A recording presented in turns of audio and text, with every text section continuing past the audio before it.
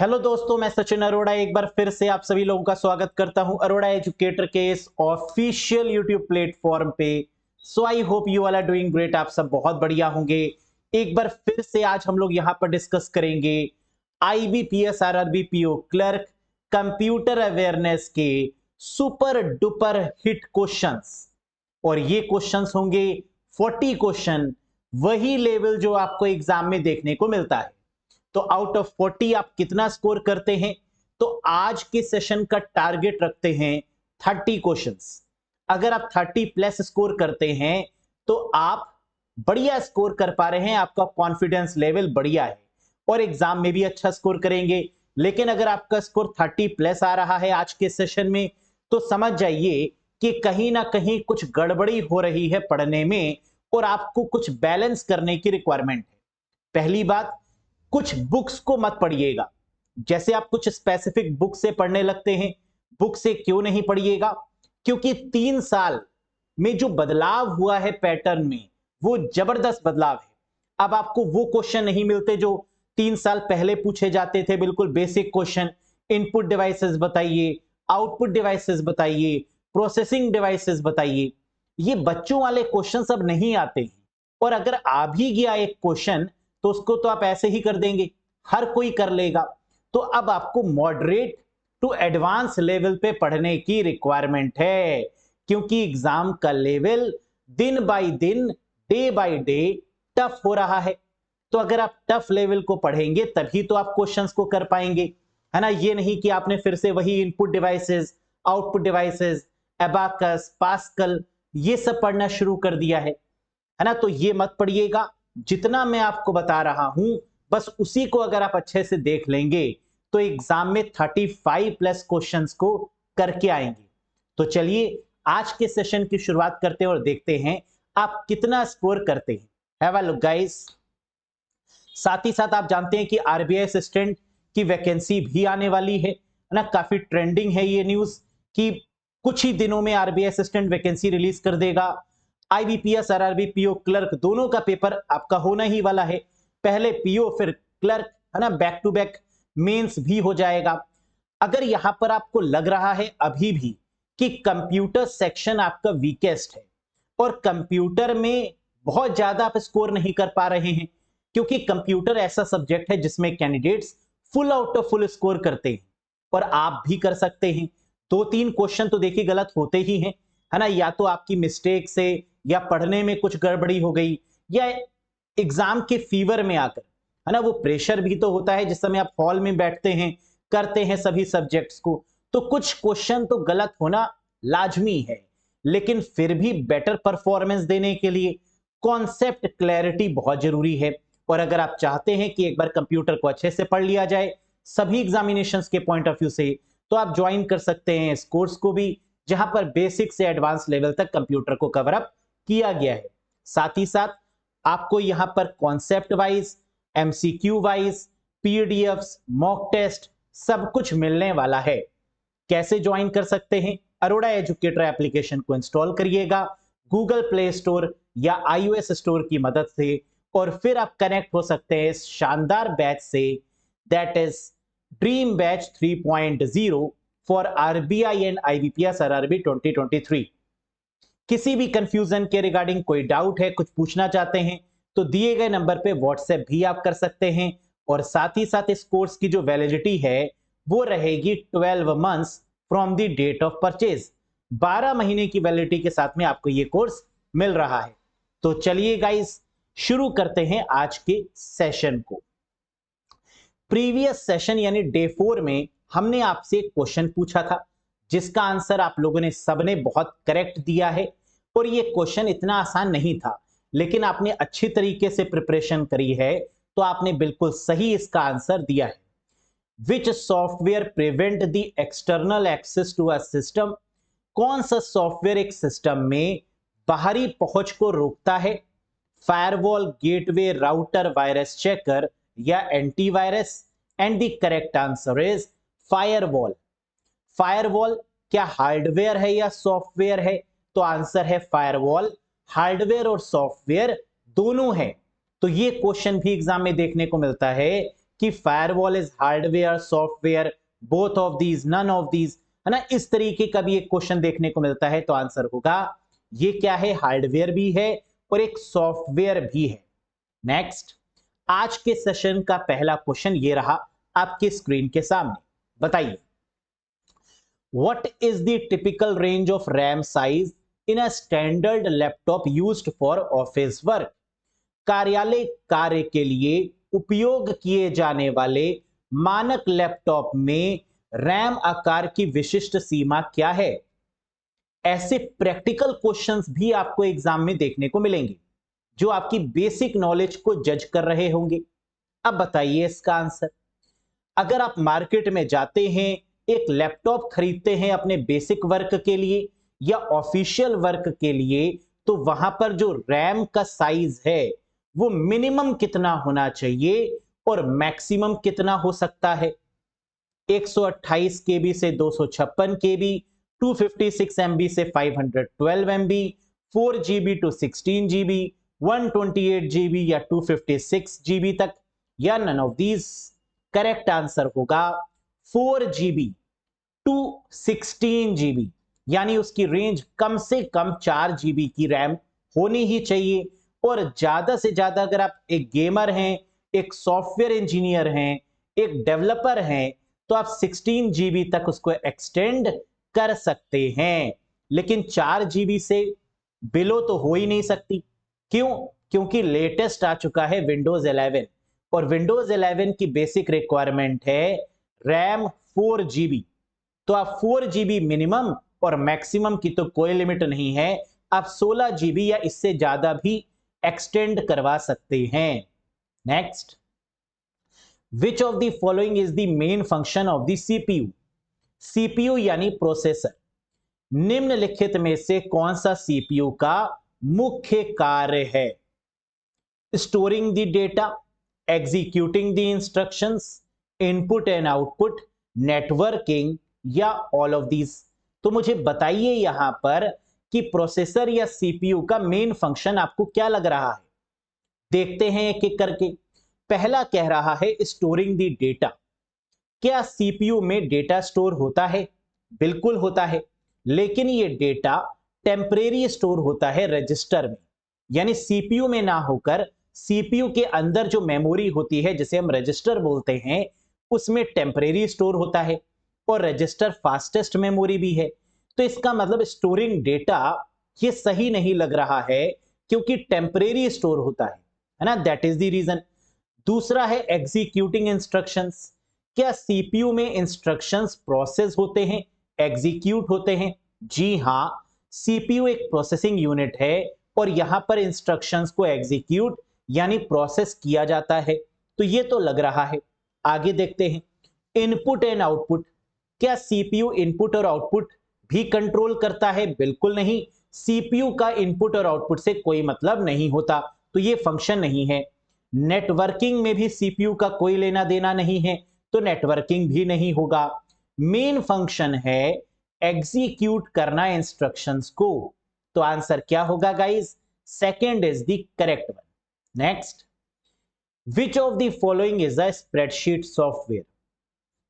निम्नलिखित में से कौन सा एक स्प्रेडशीट सॉफ्टवेयर है?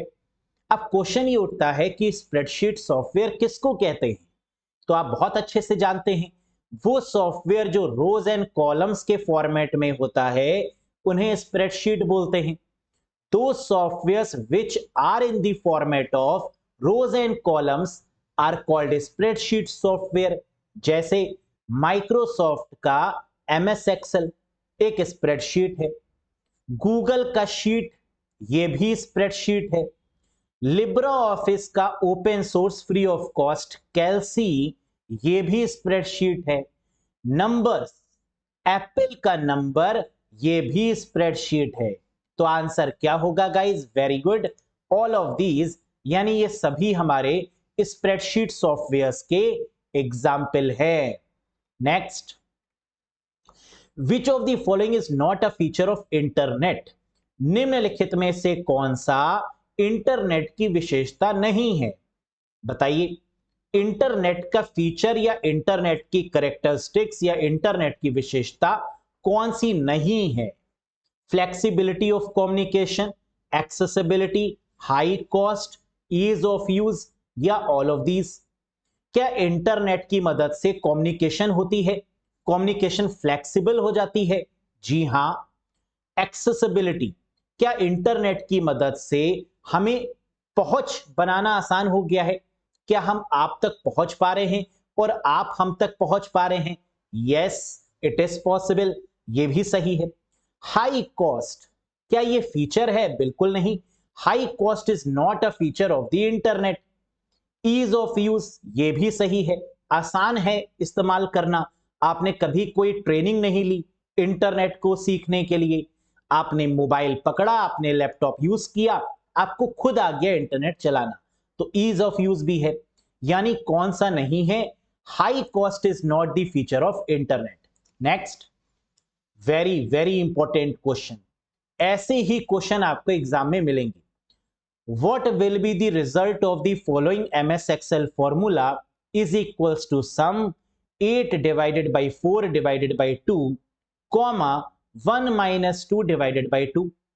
निम्नलिखित MS Excel फॉर्मूला का परिणाम क्या होगा? एक बार वीडियो को यहीं पर पॉज करिए, अपने आप कैलकुलेट करिए और बताइए आंसर क्या आएगा। मान लीजिए कि सचिन सर ने आपको अगर ये क्वेश्चन नहीं बताया होता तो क्या आप इसका सही आंसर दे पाते? एक बार खुद कैलकुलेट करने की कोशिश करिए। आइए, उम्मीद करते हैं कि आपने ट्राई कर लिया होगा। अब इसको कैसे करेंगे जानते हैं। इसमें वैसे एक्सेल का कोई बहुत ज्यादा योगदान नहीं है, ये सिंपल मैथमेटिकल क्वेश्चन की तरीके से ही सॉल्व होगा। दिया हुआ है सम 8 डिवाइडेड बाई 4 डिवाइडेड बाई 2। इसको आप कैसे करेंगे? 8 को पहले 4 से डिवाइड करेंगे, क्या आएगा? 2 आएगा। फिर 2 को 2 से डिवाइड करेंगे, क्या आएगा? 1 आएगा। कॉमा दिया हुआ है 1 माइनस 2 डिवाइडेड बाई 2, तो बॉड मास के अकॉर्डिंग पहले आप डिवाइड करते हैं फिर आप माइनस करते हैं। तो 2 को 2 से आप डिवाइड करेंगे, क्या आएगा? 1, और 1 माइनस 1 करेंगे, क्या आएगा? 0। यानी हमें आंसर मिल चुका है, दैट इज, सबसे पहले हमने क्या किया?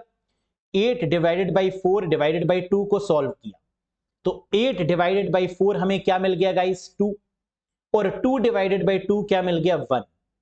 दूसरे स्टेप में 1 माइनस 2 डिवाइडेड बाई 2 को हमने सॉल्व किया, तो हमने सबसे पहले क्या किया? Divide then subtract.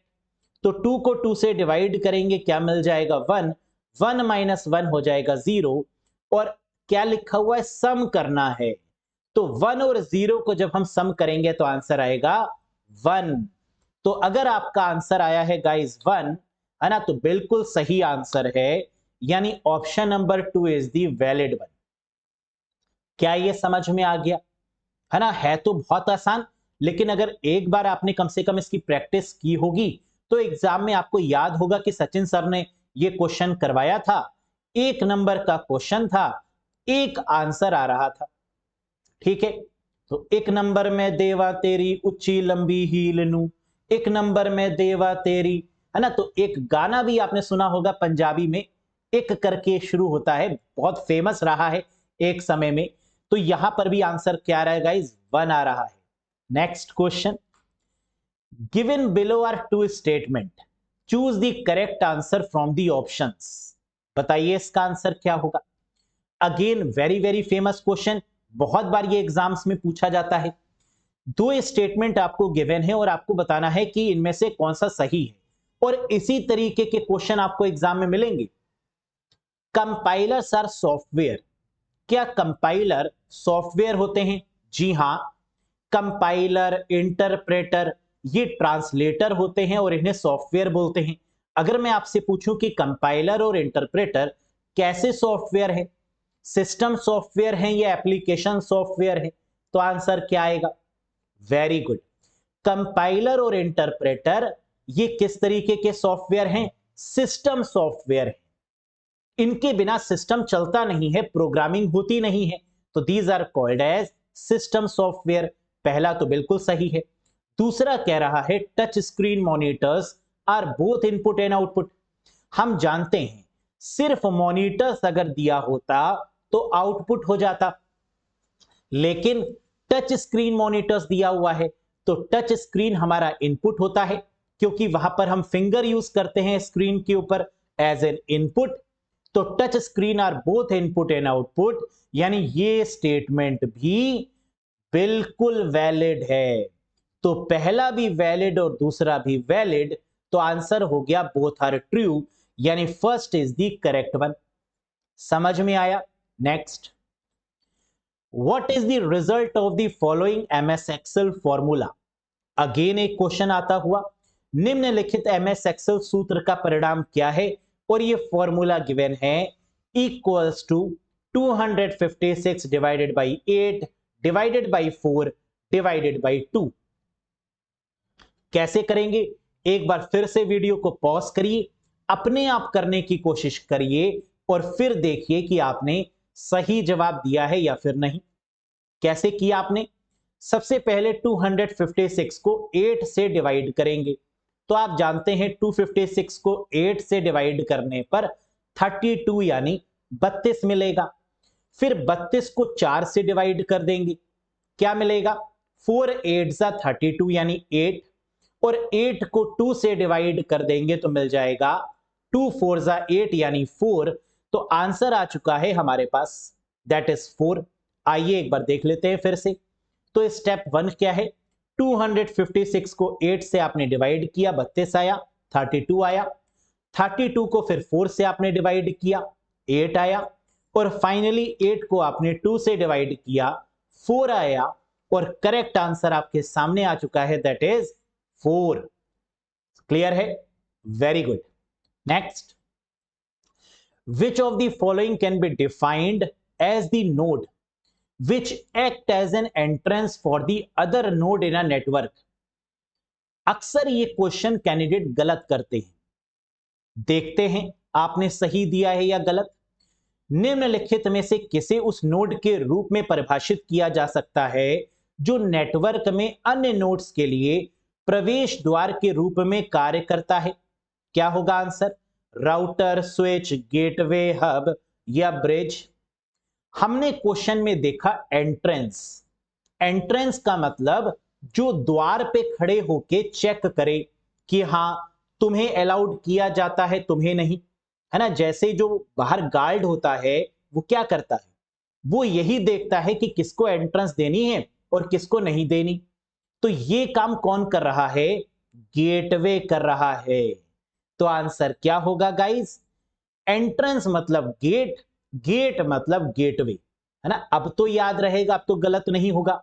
एंट्रेंस का मतलब क्या है? जहां से प्रवेश करते हैं, और प्रवेश कहां से करते हैं? गेट से। तो ये किसकी रिस्पॉन्सिबिलिटी है चेक करना? गेटवे की। Next, what will be the result of the following MS Excel formula?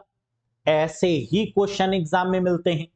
Factorial 0 plus factorial 3 plus factorial 5। Computer के बहाने आपसे मैथ्स करवाई जा रही है यहां पर, समझ रहे हैं, है ना। क्या क्रोनोलॉजी चल रही है आपको फंसाने की, है ना। तो ये वेरी वेरी इंपॉर्टेंट क्वेश्चन है, बहुत बार एग्जाम्स में ये क्वेश्चन पूछा गया है। कैसे करेंगे गाइस बताइए? एक बार फिर से वीडियो को पॉज करिए, कैलकुलेट करने की कोशिश करिए और चेक करिए। आप जानते हैं फैक्टोरियल 0 का मतलब होता है 1, फैक्टोरियल 3 का मतलब क्या होता है? 3 मल्टीप्लाई बाय 2 यानी 6। फैक्टोरियल 5 का मतलब क्या है? 5 इंटू 4 इंटू 3 इंटू 2 इंटू 1। बस प्लस कर दीजिए और आंसर आ जाएगा। फिर से देखिए, फैक्टोरियल 0 क्या होता है? 1 होता है।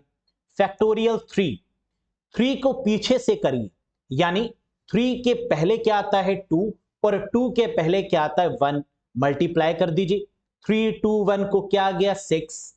फैक्टोरियल 5 के पहले आता है 4, 4 के पहले आता है 3, 3 के पहले आता है 2, और 2 के पहले आता है 1। मल्टीप्लाई कर दीजिए, क्या आएगा? 120। अब हमें मिल चुका है आंसर 1 प्लस 6 प्लस 120 यानी 127 इज द करेक्ट आंसर, यानी ऑप्शन नंबर 3 है बिल्कुल सही जवाब। क्लियर?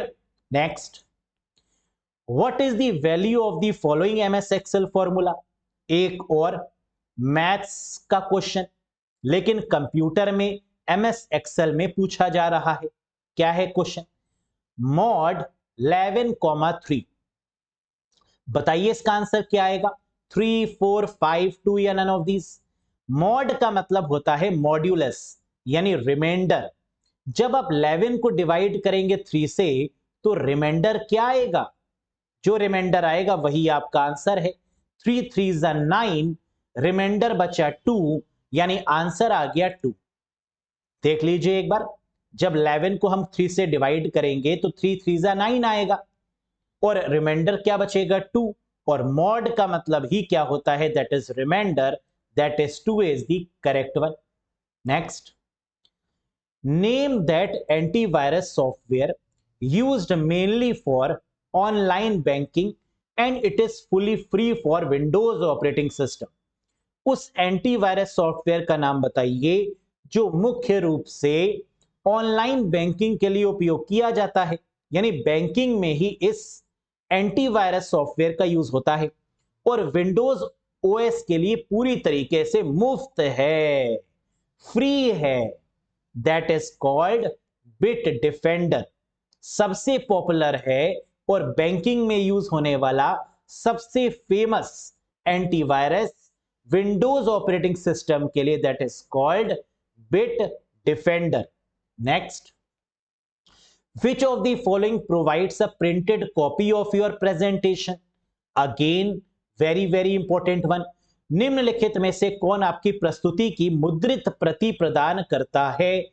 प्रिंटेड कॉपी प्रोवाइड करता है प्रेजेंटेशन में। प्रिंटेड मींस हार्ड कॉपी या हैंडआउट, तो आंसर क्या होगा? Audience handout is a feature that will provide a printed copy of your presentation.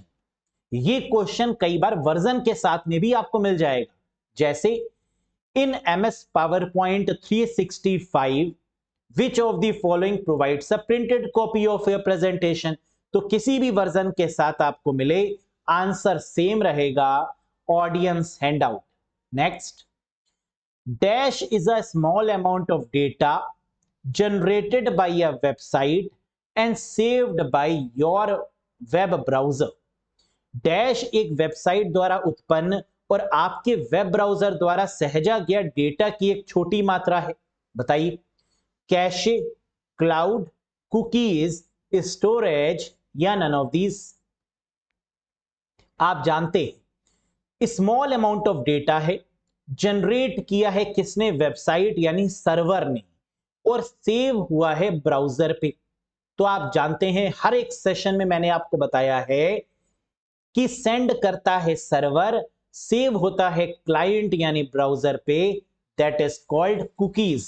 तो आंसर क्या होगा? Cookies is the correct one. Next, what is the shortcut to see clipboard in Windows 10 and Windows 11?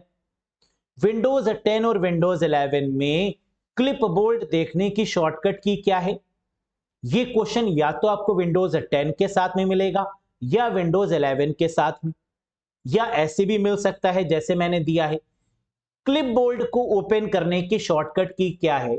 बस ये याद रखिएगा, answer है Windows plus we. जैसे ही आप विंडोज के साथ वी प्रेस करेंगे, क्लिपबोर्ड ओपन हो जाएगा।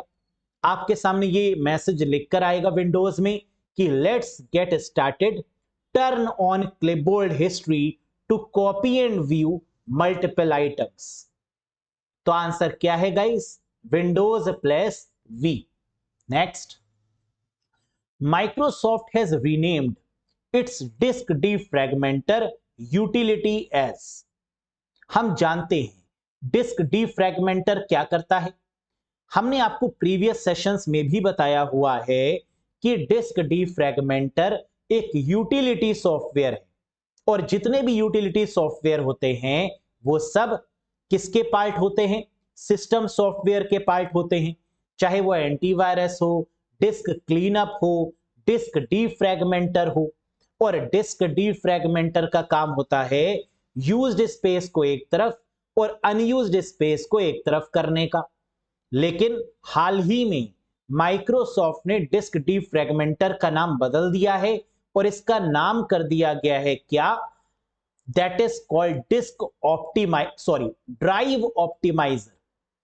डिस्क डीफ्रैगमेंटर का नाम क्या कर दिया गया है? Drive optimiser. क्यों? क्योंकि ये जो डिस्क डीफ्रैगमेंटर है ये C drive, D drive, E drive को ऑप्टिमाइज करता था। अगर आपने कभी चलाया होगा तो आप जानते होंगे कि ये एक एक करके ड्राइव्स को ऑप्टिमाइज करता है। तो इसीलिए इसको हम लोग ने क्या कहना शुरू कर दिया है? Drive optimizer. क्लियर है? Very good. In computer networking the maximum rate of data transfer across a given path is known as। Computer networking में किसी दिए गए पथ पर डेटा ट्रांसफर की अधिकतम दर को किस रूप से जाना जाता है? Maximum rate. मैक्सिमम का मतलब क्या होता है? जैसे अगर मैं आपसे पूछूं क्या आपके यहां मैक्सिमम इंटरनेट आता है या कम आता है, तो आप कहेंगे कि सर अगर हमारे यहां ब्रॉडबैंड कनेक्शन लगा हुआ है तो मैक्सिमम यानी बढ़िया कनेक्टिविटी आएगी, और अगर ब्रॉडबैंड कनेक्शन नहीं है तो नेटवर्क डाउन होगा आपके यहां। तो इसका मतलब ब्रॉडबैंड मतलब बैंडविड्थ, तो आंसर क्या हो गया? बैंडविड्थ। इन कंप्यूटर नेटवर्किंग में maximum rate of data transfer को क्या बोलते हैं? बैंडविड्थ बोलते हैं। कंप्यूटर नेटवर्किंग में किसी दिए गए पथ पर डेटा ट्रांसफर की अधिकतम दर, बस ये इंपॉर्टेंट है, मैक्सिमम आ जाएगा तो समझ जाइएगा कि आंसर क्या होगा? बैंडविड्थ होगा। नेक्स्ट, विच शॉर्टकट की displays the download window in Google Chrome browser? बताइए कौन सी शॉर्टकट कुंजी गूगल क्रोम ब्राउजर में डाउनलोड विंडो प्रदर्शित करती है? कई बार आप लोगों ने ब्राउजर में फाइल्स को डाउनलोड किया होगा, इंटरनेट पर आपने फाइल्स को डाउनलोड किया होगा, तो वो जो डाउनलोड की हुई फाइल्स हैं या पीडीएफ्स हैं वो कहां जाती हैं? डाउनलोड सेक्शन में। और डाउनलोड सेक्शन को ओपन करने की शॉर्टकट की है Ctrl+J। कैसे याद करें? डीजे से याद कर लीजिए। डाउनलोड मतलब जे यानी Ctrl+J, डीजे। अब याद रहेगा। Ctrl+H हिस्ट्री के लिए, Ctrl+D बुकमार्क के लिए या फेवरेट्स के लिए। बुकमार्क का दूसरा नाम है favourites. Ctrl+T open a new tab, Ctrl+W close a tab, Ctrl+J downloads. Next, what is the maximum number of columns that can be inserted in MS Word 2021? ये क्वेश्चन तो आना तय है, मैंने ही आपको कई बार ये क्वेश्चन पढ़ाया हुआ है।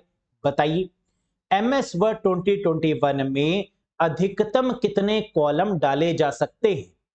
आएगा ही आएगा ये question, and the answer is 63 columns, यानी second is the correct one. ये हर बार आता है ना, बदल बदल के पूछते हैं, इसलिए याद रखिएगा ये क्वेश्चन आपको किसी ना किसी तरीके से देखने को जरूर मिलेगा। किसी भी वर्जन की बात करें, किसी भी वर्जन की, सभी केस में आंसर क्या होगा? 63 is the right one. Next, what shortcut key is used to split a table in MS Word 2019? ऐसी कौन सी शॉर्टकट की है 2019 में जो तालिका को विभाजित करने के लिए इस्तेमाल की जाती है? Split a table. तो टेबल को स्प्लिट करने के लिए कंट्रोल शिफ्ट और एंटर का यूज करते हैं। किसका यूज करते हैं? कंट्रोल शिफ्ट और एंटर का। Cell address $A4 in a formula in MS Excel means. बताइए MS Excel में एक सूत्र में सेल एड्रेस $A4 का मतलब क्या है? अब भी अगर आप गलत बता रहे हैं तो सोच लीजिए खतरे की घंटी, क्योंकि इतनी बार इस क्वेश्चन को मैंने आपको पढ़ाया है, सेल रेफरेंसिंग को इतनी बार बताया है कि 3 तरीके की सेल रेफरेंसिंग होती है, रिलेटिव, एब्सोल्यूट और मिक्स्ड। $1 अगर लगा होगा तो इसका मतलब मिक्स्ड सेल रेफरेंसिंग का एग्जाम्पल है। $A4 कहें या $8 कहें, इन दोनों ही केस में आंसर क्या होगा? मिक्स्ड सेल रेफरेंसिंग, यानी second is the correct one. Next, which program is used by search engine to reach the website? Website तक पहुंचने के लिए सर्च इंजन द्वारा किस प्रोग्राम या सॉफ्टवेयर का उपयोग किया जाता है? सर्वर तक पहुंचने के लिए, या वेबसाइट तक पहुंचने के लिए, या होस्ट तक पहुंचने के लिए सर्च इंजन जिस प्रोग्राम का यूज करता है दैट इज कॉल्ड स्पाइडर, या इसको किसी और नाम से भी जानते हैं, बताइए मुझे। स्पाइडर को क्रॉलर भी कहते हैं। Spider is also called as crawler. आपने कई बार इस शब्द का यूज भी किया होगा कि ये वीडियो क्रॉल हो रही है। क्रॉल का मतलब ट्रेंड कर रही है, ज्यादा लोग देख रहे हैं, तो क्रॉलर है या स्पाइडर है, बात एक ही है। Next, a dash is the smallest unit that can be accessed on a storage device like hard disk। एक डैश सबसे छोटी इकाई है जिसे हार्ड डिस्क जैसे स्टोरेज डिवाइस पर एक्सेस किया जा सकता है। हार्ड डिस्क की स्मॉलेस्ट यूनिट जहां पर डेटा स्टोर होता है उसे क्या बोलते हैं? सेक्टर, ट्रैक, निबल, सर्किल या disk? Very good, correct answer होगा सेक्टर। हार्ड डिस्क की बात करें या फ्लॉपी डिस्क की बात करें, छोटी यूनिट जहां पर डेटा स्टोर किया जाता है that is called sector. Next, dash is a Java program that can be embedded into a web page. बताइए, ये क्वेश्चन भी आएगा ही आएगा। डैश एक जावा प्रोग्राम है जिसे वेब पेज में एम्बेड किया जा सकता है। जावा प्रोग्राम एम्बेड किया जाता है वेब पेज में। कई बार हम आपको बता चुके हैं कि इसका आंसर क्या होगा? सीएसएस, वेबएक्स, प्लगइन्स, एप्लेट या पैचेस? करेक्ट आंसर है एप्लेट। जावा में बनाए गए छोटे छोटे प्रोग्राम्स जिन्हें एप्लेट बोलते हैं, जैसे मैंने एग्जांपल आपको दिया था इमोजीज का। ये जो अलग अलग तरीके के इमोजीज होते हैं इन्हें क्या बोलते हैं? एप्लेट। जिन्हें डिजाइन किस में करते हैं? जावा में। और ये एम्बेड होते हैं वेब पेजेस के अंदर, that is called applets. Next, how many pins are there in USB C connector? USB C connector काफी फेमस है, आप लोग भी यूज करते होंगे। USB C port, USB C connectors. USB C connector में कितनी पिन होती हैं बताइएगा? 20, 22, 24, 28 या 25? करेक्ट आंसर है 24 पिन्स। यूएसबी सी कनेक्टर में जो नंबर ऑफ पिन्स हैं वो कितनी है? 24। छोटी छोटी आप देखिएगा, 12 ऊपर और 12 नीचे, टोटल 24 पिन्स होती हैं। साथ ही साथ ये भी याद रखिएगा कि RJ45 में कितने पिन्स हैं और RJ11 में कितनी पिन्स हैं। हम जानते हैं RJ45 का यूज किया जाता है ईथरनेट कनेक्टर में, ईथरनेट केबल कनेक्टर के टर्म्स में, और RJ11 का यूज किया जाता है टेलीफोन लाइंस कनेक्टर में। RJ45 में 8 पिन्स होती हैं, RJ11 में 6 पिन्स होती हैं, जिसमें से 4 इस्तेमाल की जाती हैं और 2 खाली रहती हैं। तो कई बार ये भी पूछते हैं कि RJ11 में टोटल पिन्स कितनी है? 6। कितनी यूज की जाती हैं? 4। और कितनी खाली रह जाती हैं? 2, है ना, ये भी याद रखिएगा। तो ये पूरी पिन्स पे बेस्ड है ये स्लाइड, एक बार स्क्रीनशॉट ले लीजिएगा और एग्जामिनेशन के टाइम पर इसको रिवाइज जरूर करिएगा। Next, what part of cable protect it against the environmental damage? Cable का कौन सा भाग इसे पर्यावरणीय क्षति से बचाता है? हम जानते हैं कि हमारे पास में 3 तरीके की मेन केबल्स हैं। कौन कौन सी? Coaxial cable, twisted pair cable और फाइबर ऑप्टिक केबल्स।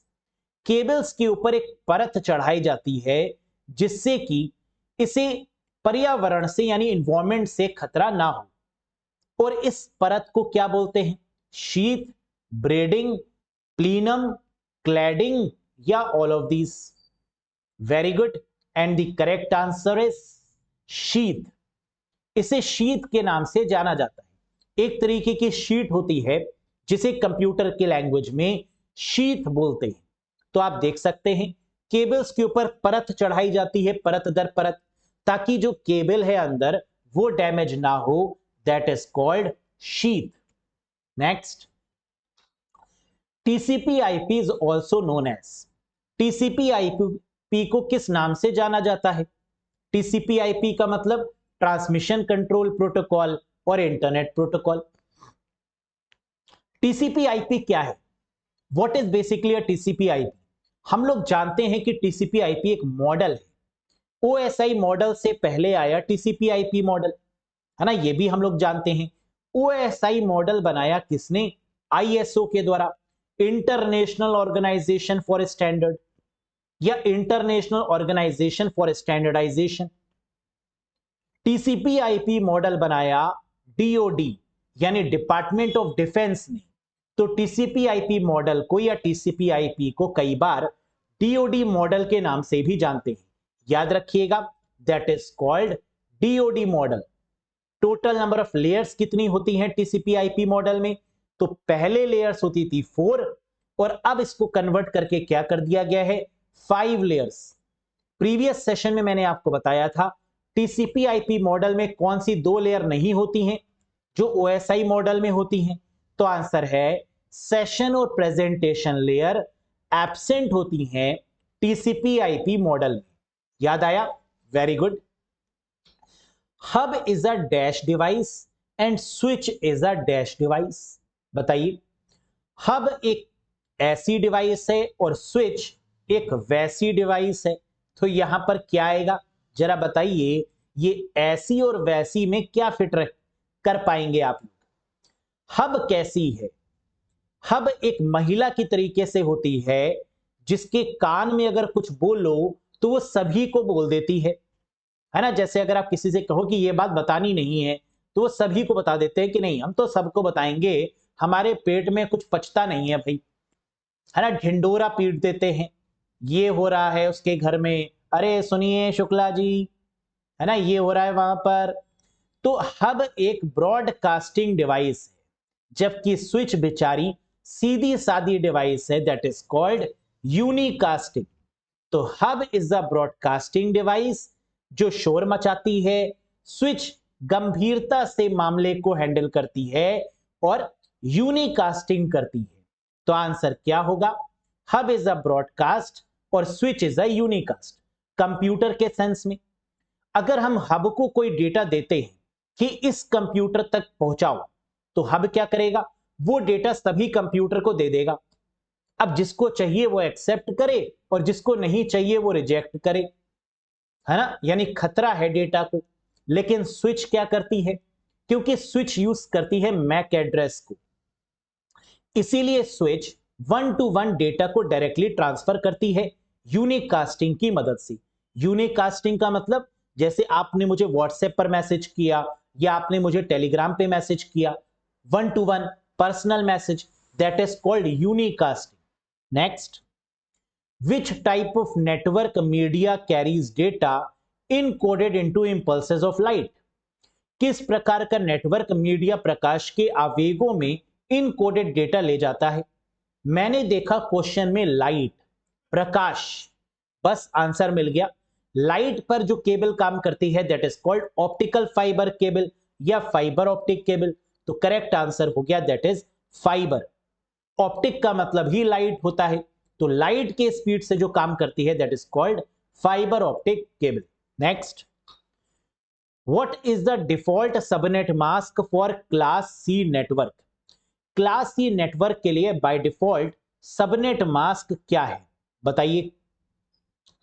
मैंने आपको कई बार बताया है कि क्लास ए की अगर बात हो तो एक बार 255 आएगा, क्लास बी की अगर बात हो 2 बार 255 आएगा, क्लास सी की बात हो तो 3 बार 255 आ जाएगा। तो यहां पर 255 कितने टाइम्स आएगा? 3 टाइम्स, यानी option number 3 is the correct one. Very good. Which of the following was the first commercial web browser. यहां बड़ा कंफ्यूजन है कैंडिडेट्स। पहला वेब ब्राउजर कौन सा है, पहला कॉमर्शियल वेब ब्राउजर कौन सा है, और पहला ग्राफिकल वेब ब्राउजर कौन सा है ना। ये तीनों में काफी कंफ्यूजन रहता है। आइए पहले इसका आंसर देख लेते हैं। निम्नलिखित में से कौन सा पहला व्यवसायिक वेब ब्राउजर है। करेक्ट आंसर है नेटस्केप। पहला कॉमर्शियल मतलब जो मार्केट में बिका या मार्केट में लॉन्च किया गया कॉमर्शियल तौर पे, बिजनेस के तौर पर, दैट इज कॉल्ड नेटस्केप। अब यहां पर क्वेश्चन उठते हैं तीन। कभी कभी पूछते हैं पहला वेब ब्राउजर बताइए, कभी कभी पूछ लेते हैं पहला जीयूआई ब्राउजर बताइए, और कभी पूछ लेते हैं पहला कॉमर्शियल ब्राउजर बताइए। तो पहला ब्राउजर कौन सा है, www, वर्ल्ड वाइड वेब बिना स्पेस के साथ, जिसका नाम बदल के नेक्सस कर दिया गया। Very good. www renamed as nexus. पहला जीयूआई ब्राउजर बताइए, वो ब्राउजर जिसने सबसे पहले ग्राफिकल यूजर इंटरफेस की फैसिलिटी प्रोवाइड करी, that is called Mosaic, that is called Mosaic. ये रहा फर्स्ट कॉमर्शियल ब्राउजर, अभी आपने देखा नेटस्केप, ये पहला कॉमर्शियल बना। तो अब कंफ्यूज मत होना, इन तीनों ही केस में आपको आंसर पता चल चुका है। पहला www renamed as nexus, GUI में मोसैक, और कमर्शियल में Netscape. Next, what is the name of built in browser provided with Windows 10, 11 etc। Windows 11 और विंडोज 10 आदि के साथ प्रदान किए गए अंतर्निहित ब्राउजर का नाम क्या है।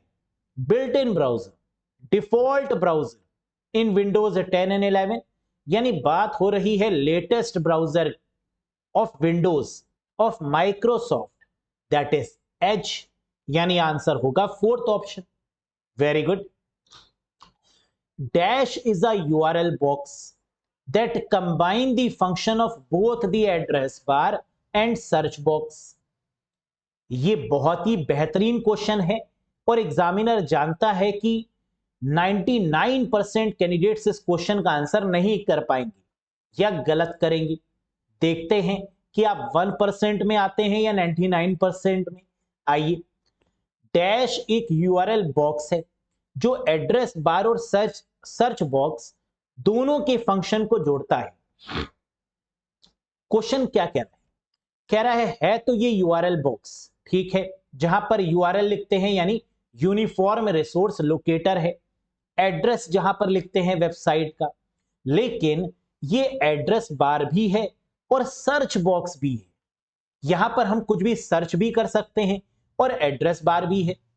इसे क्या बोलते हैं, URI, uniform resource identifier, cookies, address box, control box या ओमनी बॉक्स। तो यहां पर आंसर है this is called omni box. क्या है गाइस, ओमनी बॉक्स। ये क्या है, ये यूआरएल भी है और सर्चिंग का ऑप्शन भी है। आप यहां पर कुछ भी लिखें, एंटर करिए, सर्च भी हो जाएगा, है ना। तो इसको हम लोग क्या बोलते हैं, this box is called URL box plus address box और सर्च बॉक्स या omni box. Next, dash is a type of social engineering scam. ये सोशल इंजीनियरिंग के टाइप का एक स्कैम है that uses fear to trick people into downloading malware, जो कि एक डर, एक भय क्रिएट करता है लोगों के मन में, ट्रिक खेलता है। क्यों ट्रिक खेलता है, ताकि सामने वाला डाउनलोड कर ले malware.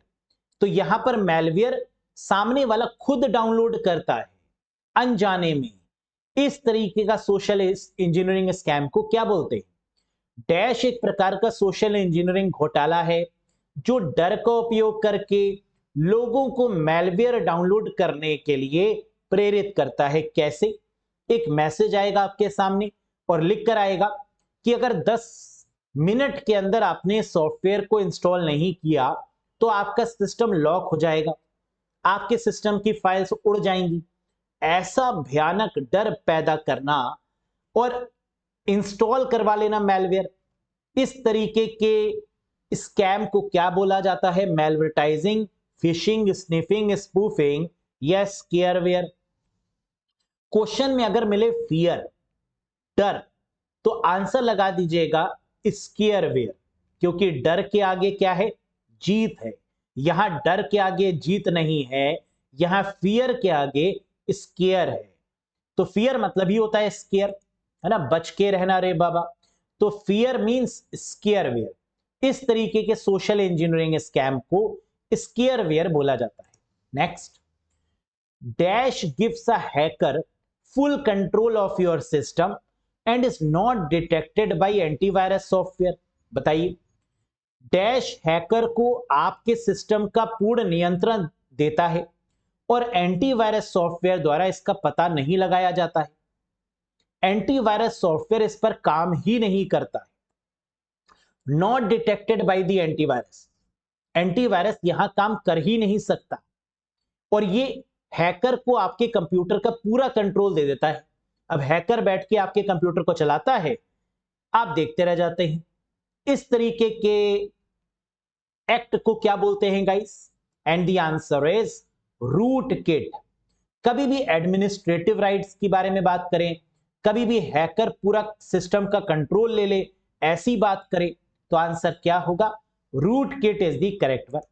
Next, according to an SBI tweet, SBI ने ट्वीट करके बताया dash is an android banking trojan malware. ये एक एंड्रॉइड ऑपरेटिंग सिस्टम पर किया जाने वाला बैंकिंग मेलवेयर है। They target the banking applications to steal the personal information. ये बैंकिंग की जितनी भी एप्लीकेशंस हैं उन्हीं पर टारगेट किया गया है। दैट इज कॉल्ड, एसबीआई के एक ट्वीट के अनुसार डैश एक एंड्रॉइड बैंकिंग ट्रोजन मेलवेयर है जो व्यक्तिगत जानकारी चुराने के लिए बैंकिंग एप्लीकेशंस को निशाना बनाता है या लक्षित करता है, एंड दैट इज कॉल्ड सोवा। इसका नाम क्या है गाइस? आई लव यू भी नहीं, एड्स भी नहीं, वोनाक्राई भी नहीं, क्योंकि वोनाक्राई तो फेमस रैंसमवेयर का नाम है। क्रीपर पहला वायरस है, आप जानते हैं, the first virus is called creeper virus, है ना। एड्स भी नहीं, क्योंकि एड्स क्या है? पहला रैंसमवेयर है ना, आप ये भी जानते हैं। तो आंसर क्या होगा? दैट इज कॉल्ड सोवा। ये एक ऐसा मेलवेयर है जो कि बैंकिंग एप्लीकेशंस को ही करप्ट करता है। Next, which class of IP address is reserved for यूनिकास्टिंग। ये क्वेश्चन ऐसे भी पूछते हैं, आईपी एड्रेस की कौन सी क्लास यूनिकास्टिंग के लिए रिजर्व है, या मल्टीकास्टिंग के लिए रिजर्व है, या ब्रॉडकास्टिंग के लिए रिजर्व है? तो आपको पता होना चाहिए, यूनिकास्टिंग के लिए ए बी सी तीनों क्लासेस रिजर्व हैं, तो आंसर क्या होगा? All of these. मल्टीकास्टिंग के लिए क्लास डी को रिजर्व किया गया है, और ब्रॉडकास्टिंग के लिए क्लास ई को रिजर्व किया गया है। तो ABC for the unicasting, class D for the multicasting, class E for the broadcasting purpose. Next, in MS PowerPoint 365, dash view give you a view of your slides in thumbnail form। MS PowerPoint 365 में dash view आपको thumbnail form में अपनी slides को view करने की permission देता है या व्यू देता है। इसे क्या बोलते हैं? जैसे ही आपने देखा थंबनेल, तो आप समझ जाइए थंबनेल की बात करें तो स्लाइड सॉर्टर व्यू है, जो आपकी सभी स्लाइड्स को सॉर्टिंग की परमिशन भी देता है, इजिली अरेंज करने की परमिशन भी देता है, और सॉर्ट करने की परमिशन भी देता है, यानी अरेंज करने की। तो slide sorter view is the correct one. Next, compiler converts source code into. ये क्वेश्चन देखो आता ही आता है, कंपाइलर, इंटरप्रेटर, यहां से क्वेश्चन बनेगा ही बनेगा। कंपाइलर क्या करता है? सोर्स कोड को कन्वर्ट करता है किसमें? मशीन कोड में या ऑब्जेक्ट कोड में। तो आंसर क्या होगा guys? First is the right one. Compiler और इंटरप्रेटर दोनों ही सोर्स कोड को ऑब्जेक्ट कोड या मशीन कोड में कन्वर्ट करते हैं। डिफरेंस सिर्फ इतना है कि कंपाइलर एक साथ करता है और इंटरप्रेटर लाइन बाय लाइन करके करता है ना, that is the only difference. Next, which is online discussion forum where the user can post and view messages। Online चर्चा मंच कौन सा है जहां उपयोगकर्ता संदेशों को पोस्ट और देख सकता है। डिस्कशन है, हम और आप डिस्कशन कर सकते हैं, क्वेरीज पूछ सकते हैं, रिस्पॉन्स दे सकते हैं। दिस टाइप ऑफ मंच इज कॉल्ड, इस तरीके का मंच क्या कहलाता है? News group, that is the correct one. इस तरीके का मंच, इस तरीके का प्लेटफॉर्म न्यूज ग्रुप होता है। Next, the difference between people with access to computer and the internet and those without this access is known as. IBPS का one of the favourite question, even RBI का भी favourite question. बताइए, computer और internet तक पहुंच रखने वाले लोगों और इस पहुंच से वंचित लोगों के बीच में जो अंतर है, that is called digital divide. इसे बोलते हैं वो जो इंटरनेट का यूज करते हैं और जो इंटरनेट का यूज नहीं कर पाते हैं। The gap, the difference between these two are called digital divide. Is that clear to everyone guys? तो इसी के साथ 40 क्वेश्चंस कंप्लीट होते हैं। आउट ऑफ 40 आपने कितना स्कोर किया, कमेंट बॉक्स में कमेंट करके जरूर बताइएगा। 30 प्लस स्कोर होना चाहिए था आज के सेशन में, है ना। बहुत बढ़िया क्वेश्चंस थे, इसमें से कई सारे क्वेश्चंस आपको करवाए जा चुके हैं, है ना, और कई सारे आपने नए क्वेश्चंस भी देखे होंगे। ये है आज का क्वेश्चन ऑफ द डे। बढ़िया क्वेश्चन है, आता है एग्जाम में, और कैंडिडेट इस क्वेश्चन में कंफ्यूज हो जाते हैं। देखते हैं कि आप चौका छक्का मारते हैं इस क्वेश्चन में, या आप भी कंफ्यूज होते हैं या बोल्ड हो जाते हैं, है ना। तो देखिए, सिलेक्ट द ऑड ऑप्शन, इनमें से ऑड विकल्प चुने। हेक्साडेसिमल, ऑक्टल, बाइनरी, डेसिमल या नन ऑफ दीज। इसमें से ऑड कौन सा है? भाई है तो ये सब बाइनरी नंबर्स ही, मतलब नंबर सिस्टम है ना। Hexadecimal number system, octal number system, decimal number system, binary number system. तो क्या इसमें भी कोई ऑड है? अगर है तो जरा बताइए मुझे कमेंट सेक्शन में, क्या लगता है आपको? कुछ ना कुछ ट्विस्ट तो है इस क्वेश्चन में, है ना, तभी पूछा गया है, बताइएगा। तो कैसा लगा आपको ये सेशन? एक बार लाइक कर दीजिएगा अगर पसंद आया हो। सेशन में नए हो या इस चैनल में पहली बार आए हो तो एक बार सब्सक्राइब कर दीजिएगा कंप्यूटर के बेहतरीन वीडियोस को देखने के लिए। और अगर कंप्यूटर में लग रहा है कि कुछ डामाडोल है, कॉन्सेप्ट सीखने की रिक्वायरमेंट है, बेसिक से पढ़ने की रिक्वायरमेंट है, अगर ये आपको फील हो रहा है तो इसका सॉल्यूशन है, इसका पैनाशिया है, इसकी दवा है, ये पार्टिकुलर कोर्स। आप ज्वाइन कर सकते हैं इस कोर्स को ज्वाइन करने के लिए अरोड़ा एजुकेटर एप्लीकेशन को इंस्टॉल करिएगा, और फिर इस कोर्स से कनेक्ट होते ही वीडियोस, पीडीएफ, मॉक टेस्ट की भरमार हो जाएगी। बेसिक लेवल से एडवांस लेवल तक आप कंप्लीट पढ़ पाएंगे। कोई भी डाउट है इस कोर्स के रिगार्डिंग तो आप दिए गए नंबर पे व्हाट्सएप कर सकते हैं।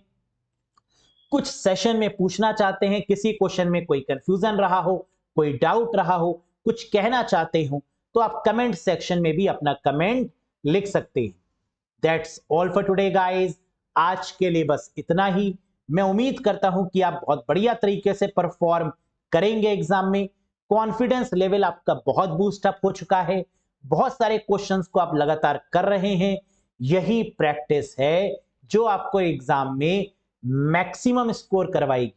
और इतना ही नहीं, सेम टू सेम इसी तरीके के क्वेश्चंस जब आपको एग्जाम में मिलेंगे तो आपको लग रहा होगा कि ये तो सचिन सर का सेशन ही है, इसमें नया क्या है ना। तो इस तरीके का कॉन्फिडेंस जब आपको फील होगा तभी तो मजा आएगा पढ़ने में, है ना। जब कॉन्सेप्ट भी क्लियर होते हैं और एग्जाम में सेम टू सेम क्वेश्चन भी मिलते हैं, यही तो टीचर का बेनिफिट है।